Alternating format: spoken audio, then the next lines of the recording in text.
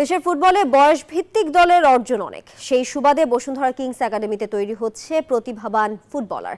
তাদের নিয়ে কাজ করছেন প্রো লাইসেন্সধারী কোচিং ইউনিট। বসুন্ধরা কিংসের টেকনিক্যাল ডিরেক্টর জানান, ফুটবলের পাইপলাইন সমৃদ্ধ করার গুরুদায়িত্ব ফেডারেশনের নয়, বরং ক্লাবগুলোর। সকাল থেকে কঠোর অনুশীলন, 15 ঊর্ধ্ব ফুটবল প্রেমীদের নিয়ে ঢালাওভাবে কাজ করছেন বসুন্ধরা কিংস একাডেমির কোচিং ইউনিট। ওয়ার্ম আপ আর টেকনিক্যাল সেশনের পর ফলাফল দেখতে দলে দলে ভাগ করে খেলানো হয়েছে ম্যাচ।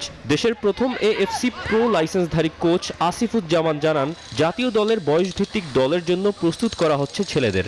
ডিফারেন্ট লেভেলের প্লেয়ার পেয়েছি। কেউ একেবারেই ফুটবল খেলেনি, কিন্তু ফুটবলের ভালোবাসা থেকে এসছে। যাদের অনেক বেশি বেসিক, অনেক বেশি ফাউন্ডেশন ওয়ার্ক দরকার, তাদের জন্য সেই দিকে বেশি সময় দেওয়া হচ্ছে। আর যারা অলরেডি একটু বেটার কন্ডিশনে আছে, যাদেরকে আমরা চেষ্টা করছি অ্যাডভান্স লেভেলের ট্রেনিংগুলো করাতে।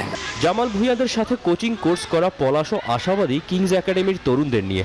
এখান থেকে হয়তো ভালো মানের ভালো প্লেয়ার বেরোতে পারে এবং ন্যাশনাল টিমেও আমি আশা করি যে খেলার সুযোগ আছে, অপশন আছে এদের। ম্যাচ শেষে একাডেমির ফুটবলারদের সাথে নিয়মিত সময় নিয়ে আলোচনা করেন অভিজ্ঞ কোচ ও বসুন্ধরা কিংসের টেকনিক্যাল ডিরেক্টর বায়েজিদ জুবায়ের নিপু।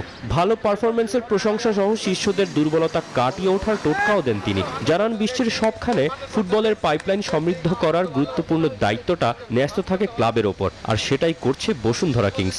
পাইপলাইনের জন্য কিন্তু ফেডারেশন কিন্তু তার রেসপন্সিবিলিটি নেওয়ার কথা না, এটা রেসপন্সিবিলিটি নিবে হচ্ছে ক্লাবগুলাই।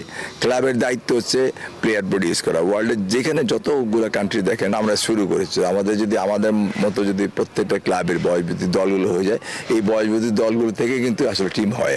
এদিকে গুরুরা শিশু কিশোরদের সাথে অনুশীলনে যোগ দেওয়ার আগেই খুদে শিষ্যরা নেমে পড়েছেন ফুটবল মাঠে। কারুকাজে ব্যস্ত হয়ে পড়েছেন কেউ, সেখানেও জাহির করেছেন নিজেদের সামর্থ্য।